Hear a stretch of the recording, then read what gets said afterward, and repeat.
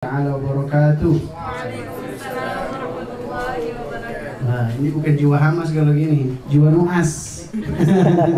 Coba kita yelin lagi kayak tadi pagi biar lebih semangat ya. Biasa ya teman-teman sekalian, kalau dulu Al-Fakir itu biasa ikut daurah 20 hari, selesai 30 juz, setoran, kemudian daurah Baitul Maqdis dan segala macam, itu biasa ya. Baik, coba kita tes lagi. Jiwa muda. Jiwa muda. Nah, itu baru semangat. Oke, baik. Materi pertama akan disampaikan oleh Presiden Erdogan. Ini udah malam canda dikit lah. Jangan macam serius-serius ya kan. Kita belajar bahasa Minang juga dikit-dikit bisa kan. Dikit ya. Apa bahasa Minang apa kabar? Sobat malam apa sobat malam? Baik, kepada Ustaz Akmal. Oh, kalau beliau bukan Ustaz, Gus. Gus. Ya. Silakan. Uja. Baik, bismillahirrahmanirrahim. Assalamualaikum warahmatullahi wabarakatuh. Alhamdulillahilladzi arsala rasulahu bil huda wa dinil haqq liyadhhirahu 'ala dini kafa billahi syahida. Asyhadu an la ilaha illallah, asyhadu anna Muhammadan abduhu wa rasuluhu la nabiyya ba'da ma ba'du. Qala Allahu fil kitabil karim. A'udzu billahi minasyaitonir rajim. Bismillahirrahmanirrahim. Infiru hifafan wa siqalan wa tujahiduna fi sabilillah bi amwalikum wa anfusikum dzalikum khairul lakum in kuntum ta'lamun. Ana yasalakum alaikum. Merhaba, Pak saya. Kasih dulu. Masal sunas IG Jeler akan selalu. Paham ya? Gitu. Kudus Fatihi Mujadele Bugun, Masya Allah cukup guzal ya. Jadi tadi saya sedikit ngomong berbahasa yang mungkin agak asing gitu ya. Teman-teman di sini ini Ustadz nih, kalau ini dulu Ustadz Arfan. Kalau saya bukan Ustadz sebenarnya, cuma dipaksa jadi Ustadz nih malam ini. Jadi saya perkenalan dulu ya, mungkin kalau misalnya belum kenal saya mohon izin untuk melakukan semacam ta'aruf lah gitu. Agar kemudian materi yang nanti saya sampaikan juga sesuai dengan background daripada keilmuan saya. Perkenalkan saya, nama saya Akmal Jumiadi. Saya aslinya bukan dari Sumatera atau dari Padang, saya dari Jawa Timur, dari Madura, dan kayaknya pemateri hari ini malam ini berdua ini kita dong ya, bukan dari orang Padang nih, atau nggak punya relasi dengan Sumatera gitu. Kalau bicara materinya kan luar biasa nih ya, melanjutkan gagasan dan cita-cita peradaban. Dan kebetulan saya sendiri merupakan pendiri daripada Persahabatan Islam Utsmani. Kalau dengar kata Utsmani mungkin teman-teman sudah paham tuh. Atau dulunya sebelumnya ada Sahabat Erdogan gitu ya. Nah, komunitasnya sekarang berganti gara-gara di take down beberapa kali oleh Meta. Jadi saya berjihadnya itu di gerakan sosial media dan juga di YouTube ya, sama kayak Ustaz Arfan juga. Ya, cuma beliau di take down-nya sekarang di ban di YouTube-nya gitu ya. Mungkin teman-teman bisa searching nama saya, misalnya Akmal Jumiadi itu siapa, mungkin akan terlihat background secara kapasitas dan sebagainya. Terus yang kedua, tadi saya mengajak berkenalan dengan kata bahasa Turki gitu ya.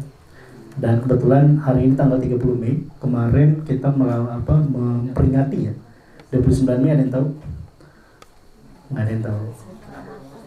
Penaklukan Konstantinopel. Hadisnya udah tahu ya? Atau Kahana Konstantinia, Fainimal Amiruha Winimal Jais dari Kajais. Peringatan yang keberapa tahun? Ada yang tahu nggak? Iya, 1453. Sekarang 2025, berarti udah berapa tahun tuh? Iya.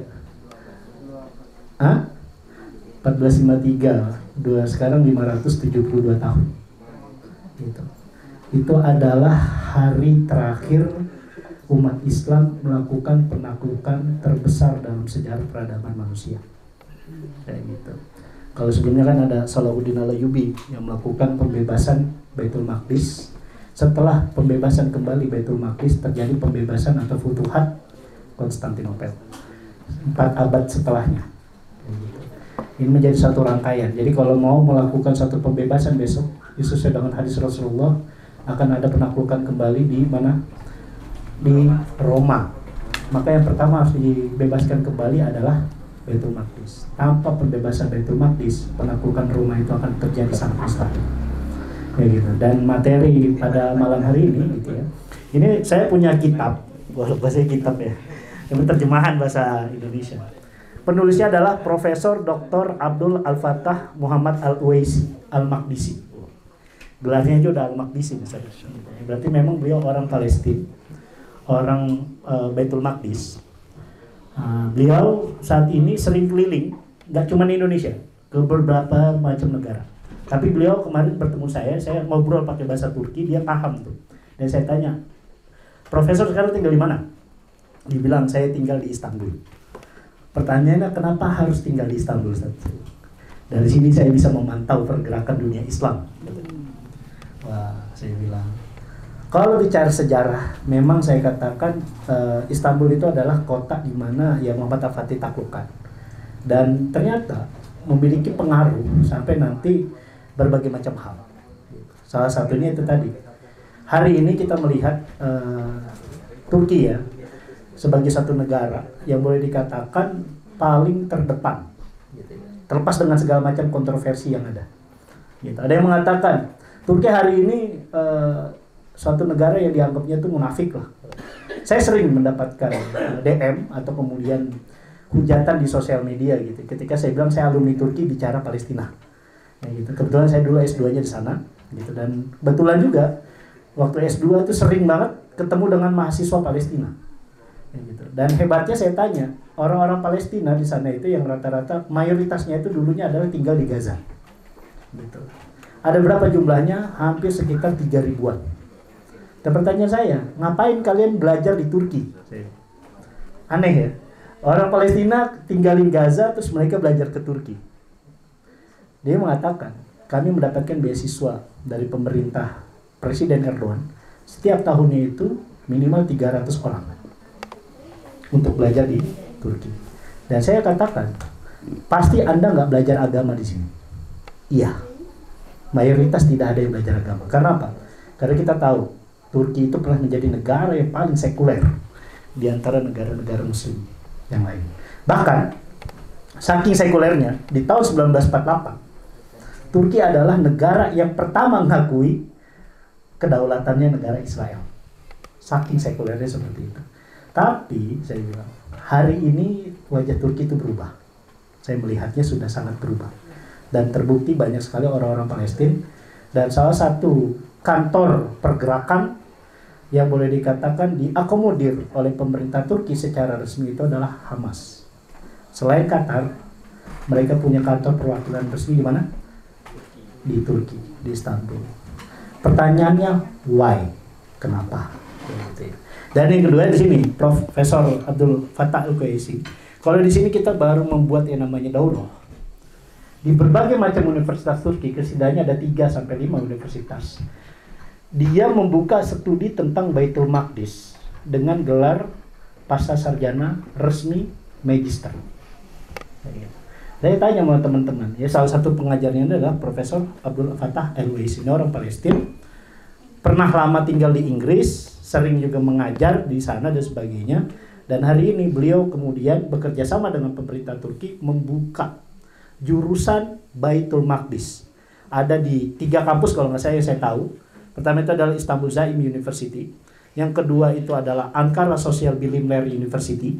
Dan yang ketiga kalau nggak salah itu Marmara University.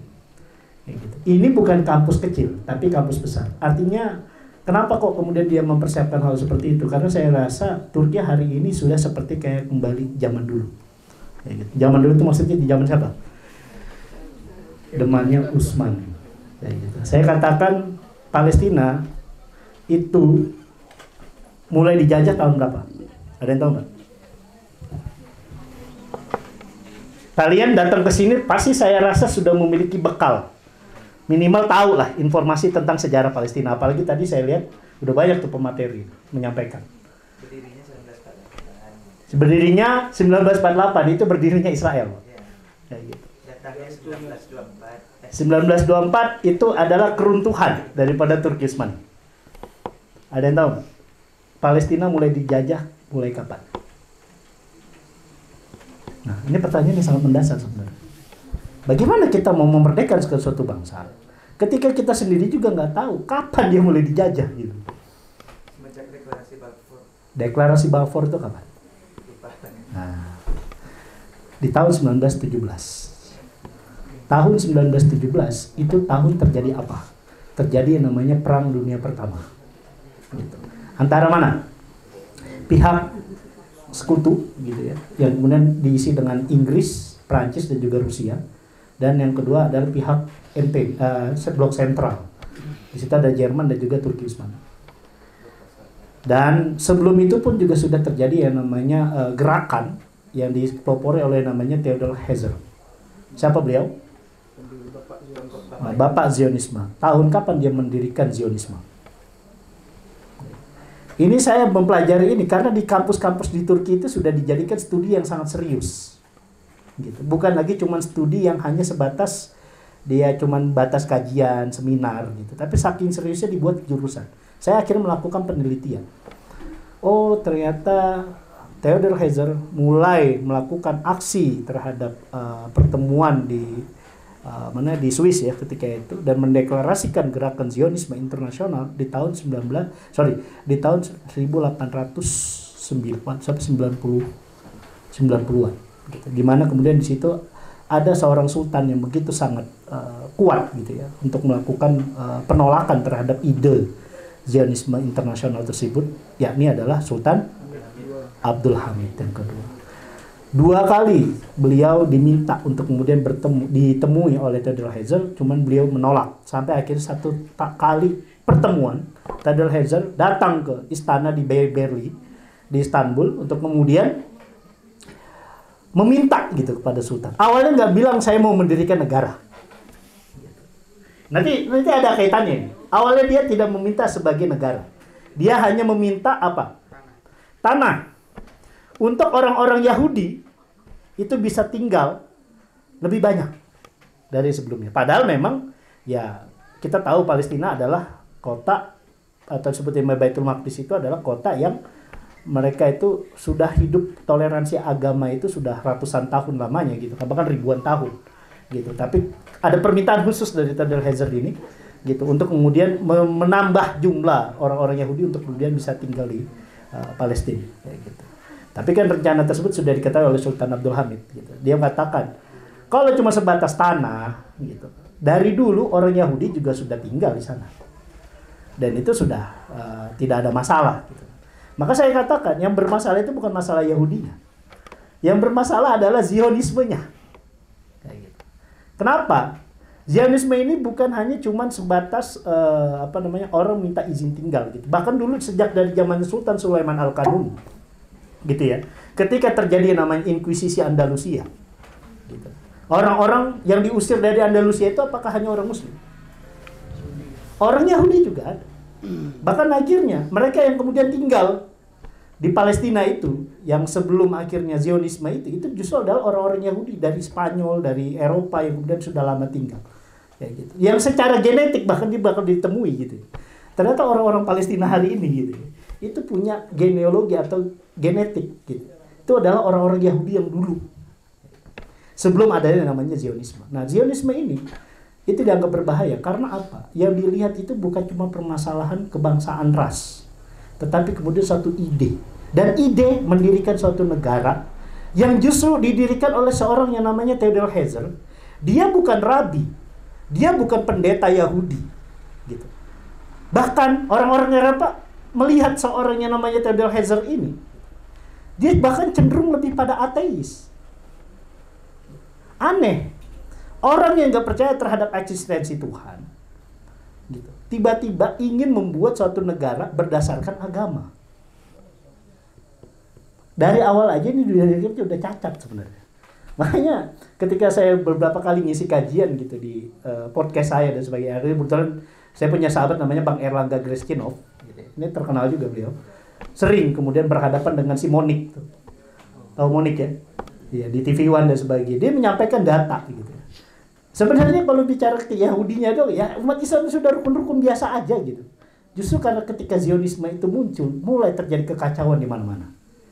Gitu. Dan efeknya itu bukan hanya cuma sekedar bicara Baitul Maqdis atau Palestina, bahkan sampai dominasi kekuatan dunia, baik itu dari barat maupun dari negara-negara yang lain seperti itu. Dan Zionisme ini saya anggap sudah dari awal sudah berkacau gitu. Dan banyak juga ditentang oleh banyak rabi-rabi orang-orang Yahudi itu sendiri. Kayak gitu. Awal kemudian mereka ingin mendirikan Zionisme. Ya dengan dalih berbagai macam sampai kemudian mencoba membeli gitu, menyuap gitu kan Kesultanan Utsmani untuk kemudian memberikan tanah tersebut. Dan akhirnya ditolak karena Sultan Abdul Hamid tahu motifnya ini bukan lagi cuman motif sebatas ras atau bangsa, tetapi sini sudah masuk kepada motif politik dan juga ekonomi seperti itu. Jadi singkatnya sih seperti itu ya, sejarah awal berdirinya, terus kemudian bertemu dengan Utsmani. Di zaman Sultan Abdul Hamid hal itu bisa ditolak, bahkan kemudian dilawan gitu dan sebagainya. Melawan Zionisme internasional itu dengan satu kata, apa? Pan-Islamisme. Persatuan umat Islam. Karena kalau bisa tanpa terjadi persatuan umat Islam, ini mustahil. Kita bisa mempertahankan Baitul Maqdis. Gitu. Itulah yang dilakukan oleh Sultan Abdul Hamid sampai ide tersebut datang ke Nusantara. Yang namanya Pan-Islamisme itu bukan hanya cuma di Timur Tengah, sampai kepada Nusantara. Bahkan saya berdiskusi kepada Ustadz Hadi, siapa tokoh Pan-Islamisme di Tanah Minang atau di Sumatera Barat? Salah satunya adalah Haji Rosul. Kayak gitu. Yang kemudian akhirnya nanti diwariskan kepada murid-murid dan juga ideologisasi beliau sampai kepada Buya Hamka dan sebagainya. Seperti itu. Itu adalah ide yang sudah dibuat oleh Sultan Abdul Hamid untuk melihat gelagat orang-orang Zionis ini ingin melakukan upaya penjajahan. Jadi kalau ditanya kapan Israel kemudian secara de jure penjajahan itu dimulai dari tahun 1917. Berarti sudah berapa tahun? Dengan adanya deklarasi Balfour tadi. 1917 sudah lebih bahkan dari 1 abad. Kayak gitu. Dan hari ini 2025 gitu. Ini kemudian saya juga harus membaca ulang. Memang materi ini agak sedikit berat gitu, membuat kita ngantuk lah ya. Kayak gitu. Sampai akhirnya Utsmani perang, awalnya menang. Melawan siapa? Inggris, Prancis, Rusia. Itu dikeroyok, Pak. Bayangkan. Satu daulah kalau bahasa kita ya, dikeroyok berapa negara itu? Awalnya menang dari 1914 sampai 1916 itu menang. Semangatnya luar biasa melawan penjajahan ketika itu. Ya upaya itu saya di sini sebenarnya ada video-videonya gitu ya. Tapi bisa atau enggak nanti saya coba dulu. Ada videonya ketika diserang sampai kemudian akhirnya bertahan, bahkan akhirnya membentuk satu ketentaraan. Namanya itu adalah Tentara Mehmetçik. Ini orang-orang Turki sekarang udah bikin filmnya tuh. Mehmetçik itu artinya apa? Kalau kita nyebut di sini seperti Sultan Muhammad Al-Fatih, gitu ya. Orang Turki nyebut Sultan Muhammad Al-Fatih enggak Sultan Muhammad Al-Fatih, tapi Mehmet Sultan Fatih, Fatih Sultan Mehmet, dibalik begitu. Artinya Mehmetçik itu adalah jalan tentaranya Muhammad, gitu. Nah, tentara Muhammad disebutnya itu Mehmetçik. Mehmetçik yang pertama itu dinisbatkan kepada Rasulullah SAW sampai kemudian kepada Sultan Muhammad Al-Fatih. Gitu. Nah yang kedua, terjadilah upaya setelah mereka mencoba melakukan upaya dengan fisik, itu nggak bisa langsung bisa menguasai Baitul Maqdis. Gitu. Barulah kemudian mereka melakukan upaya ideologisasi terhadap umat Islam dengan adanya namanya Pan-Arabisme, nasionalisme sempit. Gitu. Yang akhirnya meminta atau kemudian memprovokasi amir-amir yang tadinya gubernur-gubernur ini di bawahnya Kesultanan Turki Utsmani, diprovokasi untuk melakukan pemberontakan yang kita kenal sebagai Arab Revolt. Gitu. Pertama terjadi pemberontakan di mana? Ada yang tahu nggak? Di Mekah. Seorang ya, saya mengatakan ya ini fakta sejarah ya, walaupun agak sedih saya jelaskan gitu. Sarif Hussein akhirnya kemudian dia membuat persekutuan dengan Inggris dan diiming-imingi dengan doktrin besok kalau Anda menang melawan Utsmani, Anda yang akan menjadi khalifah. Itu yang pertama. Yang kedua, Anda nanti kami berikan wilayah gitu ya, dari Jazirah Arab, dari Yaman sampai ke Palestina. Itu janjinya Inggris kepada Sarif Hussein. Akhirnya mereka melakukan pemberontakan dan sebagainya. Pasukan Utsmani bingung. Kenapa? Yang dihadapin ini bukan lagi tentara kafir gitu. Bukan lagi orang Inggris, tetapi sesama Muslim. Bagaimana dilematisnya seorang Muslim, tentara Muslim berhadapan dengan orang Muslim. Diadu. Makanya politik ini sering kita kenal di Nusantara namanya divide et impera. Sebenarnya sudah diuji coba sejak dari zamannya Perang Dunia Pertama itu. Diadu. Akhirnya kalahlah Utsmani, akhirnya mundur dari Mekah mundur ke Madinah, dari Madinah bertahan, diserang lagi, kalah mundur lagi sampai ke Aqaba, dari Aqaba terus dipunggul Madi sampai ke Gaza. Jadi ternyata terang terakhir itu di Gaza. Di Gaza, Utsmani bilang, Sultan ketika itu udah mengatakan, kalau Gaza kita tidak bisa pertahankan, maka otomatis Baitul Maqdis akan lepas. Gitu. Ya. Dan akhirnya mati-matian mempertahankan Gaza, kami qadarullah kalah. Di tahun 1917 itu kalah dan akhirnya Yerusalem diambil oleh Zionis. Bukan Zionis, oleh Inggris awalnya seperti itu. Diberikan semacam mandataris negara sendiri. Dan ternyata Syarif Hussein dibohongi. Setelah kemudian melakukan Baitul Maqdis, Inggris justru meminta, ya ini sedikit ya, mohon maaf saja, sejarah Saudi mungkin, untuk kemudian daripada Bani Saud mengambil alih Jazirah Arab. Kayak gitu. Bukan langsung perang dengan Saudi, enggak. Tapi yang terjadi Bani Saud mengambil alih. Diberikan oleh Inggris. Dan akhirnya Syarif Hussein diberikan tanah di mana? Yordan. Gitu.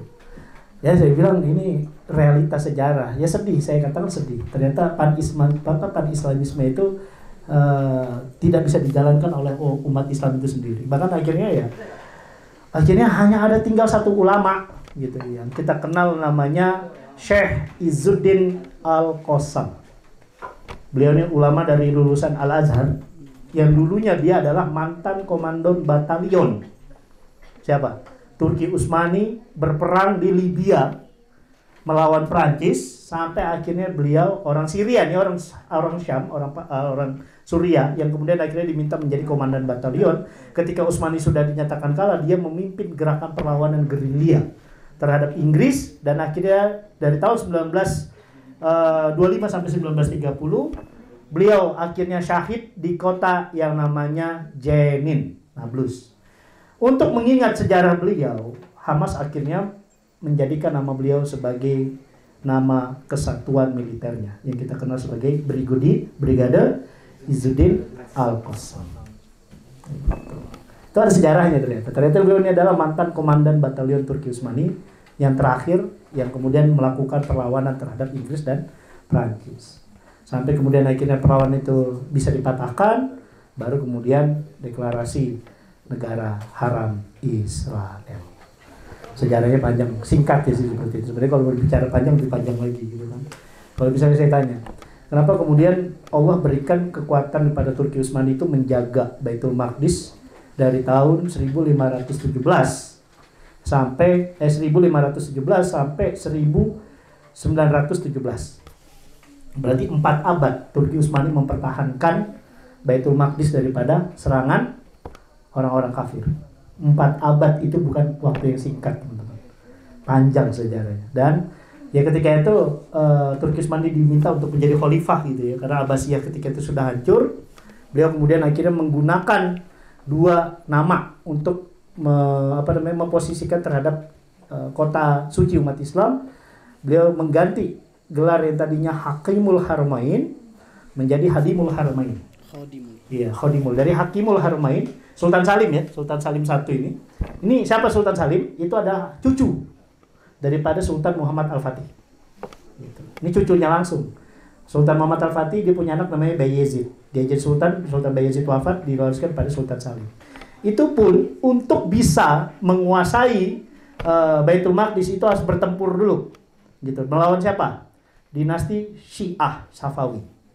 Gitu. Yang juga ingin mencoba merebut Baitul Maqdis di zaman kekosongan kekhilafan Abbasiyah pasca ditaklukkan oleh Mongol. Terus yang kedua baru kemudian bertempur lagi dengan Mamluk gitu. Gara-gara Kesultanan Mamluk ini diprovokasi oleh Safawi. Dia menantang perang kepada Turki Utsmani gitu. Di mana? Di Aleppo. Di mana Suriah gitu ya. Dan akhirnya Mamluk kalah. oleh para ulama diminta agar kemudian Turki Utsmani mengambil alih kekuatan umat Islam sampai ke Kairo dan kemudian melakukan pada Baitul Maqdis. Dan akhirnya ketika dia sudah menguasai Baitul Maqdis, gitu ya, beliau juga kemudian akhirnya mengganti gelar yang tadinya Hakimul Haramain menjadi Hadimul Haramain. Haramain di sini bukan cuma Mekah Madinah, tapi juga sampai kepada Baitul Maqdis karena sama-sama kota suci, dan juga menambah kata Asyarif, gitu ya. Masjidil Haram juga ada Masjidil Asyarif, Baitul Aqsa, atau kemudian Masjid Al-Aqsa Asyarif. Itu gelarnya, itu yang diberikan oleh Kesultanan Turki Utsmani. Singkatnya sih seperti itu. 400 tahun mereka mencoba untuk melakukan, menjaga gitu ya. Makanya saya katakan ini bukan kerja jangka pendek gitu. Ini adalah kerja jangka panjang. Dan kalau kata Ustadz Fahmi Salim kemarin menyampaikan di podcast saya bilang gini, Mal, antum harusnya berbahagia gitu. Kenapa? Di era inilah Allah insya Allah akan takdirkan antum akan menjadi generasi pembebasan Masjidil Aqsa. Saya bilang, kok bisa begitu, San? Iya. Kalau ada beberapa kali ru'yah, kalau bahasa kita ru'yah gitu, daripada almarhum Syahid Imam, bukan Imam, Syekh Ahmad Yasin. Dia mengatakan Israel ini sudah akan memasuki fase 40 tahun yang kedua. Gitu. 40 tahun yang pertama itu sudah dimulai dari 1917 sampai akhirnya berdiri 1948 gitu. Itu fase penguatan mereka. Kuat-kuatan banget lah ibaratnya gitu kalau perang gitu ya. Ideologisasinya mantap luar biasa gitu kan. Bahkan dia mengatakan itu lagi perang negara-negara Arab itu untuk melawan Israel itu akhirnya kan kalah tuh. Kayak gitu ya. Di perang Arab Israel gitu 2 kali diserang, Israel masih bisa bertahan dan sebagainya. Tapi di tahun nanti di 40 tahun yang kedua setelah tahun 1980-an gitu ya, akan mulai masuk nanti tahun kedua di mana generasinya orang-orang Israel itu akan lemah gitu. Dan itu terjadi dibuktikan oleh siapa? Hamas gitu. Waktu tanggal berapa kemarin? 7 Oktober gitu. Anda bayangkan Hamas itu menyerang, bukan lagi cuma menyerang entitas negara Israel, tapi kemudian dia mengetes sudah selemah apa Israel hari ini gitu. Anda bayangkan tentara gerilya bisa melakukan serangan terhadap Israel secara langsung, bukan lagi cuma dengan roket. Anda bayangkan ini tentaranya masuk ke Israel.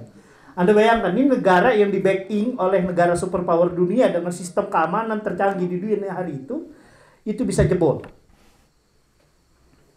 Saya katakan, wah ini udah tanda-tanda nih. Dan akhirnya yang dibunuh oleh tentara Hamas itu bukan langsung sipil. Nggak ada ceritanya sipil dibunuh. Yang dipilih itu adalah militer-militer terlatihnya, orang-orang Israel. Akhirnya dihabisi, dan ketika terjadi balasan oleh pihak Israel kepada pihak perlawanan di Gaza, itu yang didatangkan bukan lagi tentara yang siap perang. Kebanyakan adalah tentara-tentara selfie. Tahu nggak tentara selfie? Lebih suka pegang kamera, joget-joget TikTok dan sebagainya, itu yang disuruh perang sekarang oleh Israel. Makanya dibilang mereka sekarang sudah punya basis tentara udah sangat lemah karena apa? Bukan lagi tentara terlatih yang dipegang. Gitu. Tentara terlatihnya itu udah dihabisi dulu waktu 7 Oktober. Bahkan saya dapat informasi dari teman-teman saya dari Turki, dia katakan apa? Israel itu sebelum punya rencana di bulan Desember itu akan menyerang Gaza duluan. Gitu. Informasi itu didapat oleh intelijen Turki gitu ya. Akhirnya kemudian bilang, daripada kalian diserang duluan, kalian yang nyerang duluan. Dan persiapannya orang-orang Israel itu untuk melakukan serangan ini gitu ya. Itu benar-benar persiapannya matang gitu. Bahkan sampai ada dibuat satu kota di Israel itu mirip dengan Gaza. Dibuat simulasi perangnya di situ. Kayak gitu. Itu dipersiapin. Qadarullah. Gitu. Intelijen Turki mendapatkan informasi itu duluan. Akhirnya yang terjadi apa? Hamas diminta menyerang duluan. Dan ketika diserang, kondisi pertahanan Israel itu mati total. Serangannya dilakukan oleh siapa? Ada yang tahu? Orang Palestina yang lagi kuliah di Turki. Nah, saya bilang 300 orang per tahun yang dikuliahkan oleh Erdogan itu nggak lagi belajar agama. Kalau belajar agama lebih baik ke Al-Azhar gitu saja, atau ke Saudi sekali. Mereka belajarnya apa? Teknologi.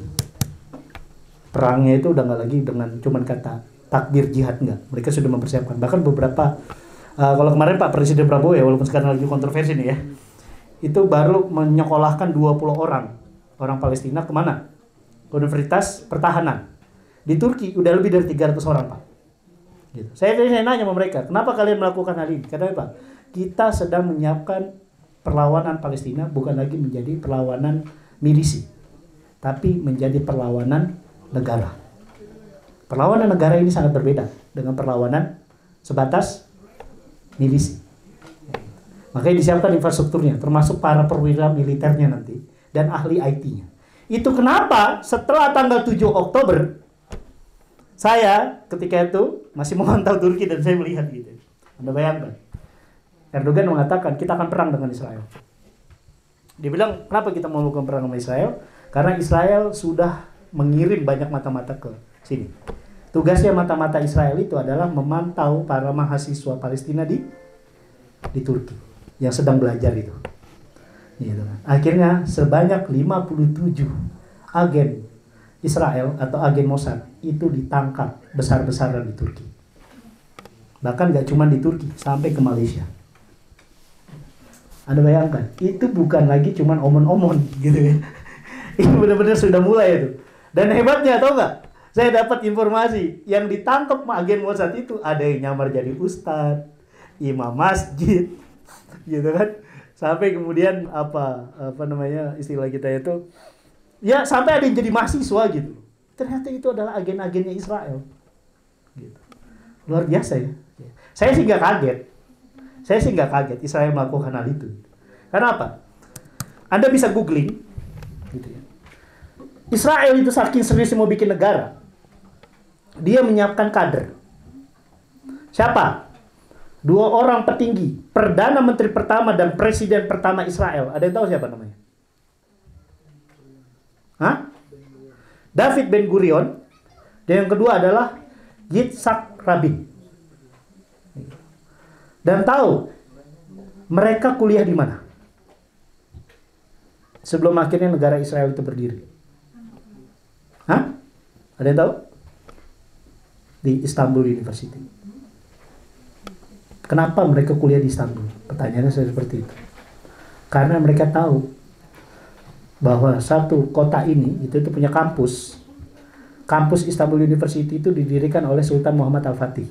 Makanya kalau Anda baca kapan Sultan Muhammad Al-Fatih bikin universitas, dari tahun 1453 itu sampai sekarang itu masih ada kampusnya. Setelah kemudian dia menaklukkan Konstantinopel, dia melakukan 3 wakaf produktif, namanya wakaf strategis lah. Yang pertama itu adalah menjadikan Hagia Sophia menjadi masjid yang tadinya gereja. Yang kedua mendirikan yang namanya Darussafaka, pemukiman buat orang-orang baru nanti yang datang ke Istanbul. Yang ketiga adalah membangun universitas. Dan universitas itu salah satunya yang ada sekarang itu adalah Universitas Istanbul. Mereka nggak belajar, Yitzhak Rabin dan David Ben Gurion itu nggak belajar ilmu agama di situ. Mereka datang nyamar jadi Muslim, terus kemudian masuk ke kampus, berkewarganegaraan Utsmani, dia kuliah di bidang ilmu politik dan ilmu sosial dan sebagainya. Akhirnya mereka mempelajari itu, saking seriusnya orang Israel mau bikin negara gitu. Sampai akhirnya mereka jantung universitas pusat kekuasaan Islam ketika itu mereka belajar di situ. Gitu. Nah, pertanyaannya saya di sini. Gitu. Seserius apa kita untuk menghadapi Israel besok? Gitu. Seserius apa kita untuk menghadapi Israel besok? Oke ya, itu menjadi satu materi pengantar dari saya. Kalau nanti ada yang mau ditanya jawab dan sebagainya, ini baru 30% dari materi yang saya sampaikan. Tapi 70%-nya nanti kita akan banyak dalam bentuk diskusi dan sebagainya. Yang jelas, Turki membutuhkan partner dalam menghadapi persiapan melawan Israel. Dia sudah menyiapkan Suriah hari ini. Siapa partner yang ditunggu? Tanggal 1 Januari mereka bikin aksi besar-besaran. Di mana? Di Istanbul. 2 juta orang turun untuk demo gitu ya, mendukung Palestina. Yang mengkoordinir ada tahu nggak siapa? Namanya Bilal Erdogan. Siapa Bilal Erdogan? Anak daripada Presiden Erdogan. 2 juta aksi massa turun ke jalan Terus saya baca ada tagline. Tagline-nya itu bahasa Turki. Bir Güneş doğuyor. Saya tanya maksudnya apa ini, Ustaz? Kita sedang menunggu ini. Apa itu? Satu matahari kebangkitan dari timur. Saya tanya, timurnya siapa nih? Setahu saya kan Turki itu adalah negara Islam yang ada di barat, gitu ya, yang masuk sampai ke Eropa. Pertanyaannya, negara Muslim mana yang paling timur hari ini? Indonesia. Jadi saya bilang, itulah kenapa Erdogan beberapa kali meminta Prabowo itu datang ke sana, gitu ya, dan meminta besok kita siap-siap, insya Allah. Wah, ya, soalnya pada materi Ustaz.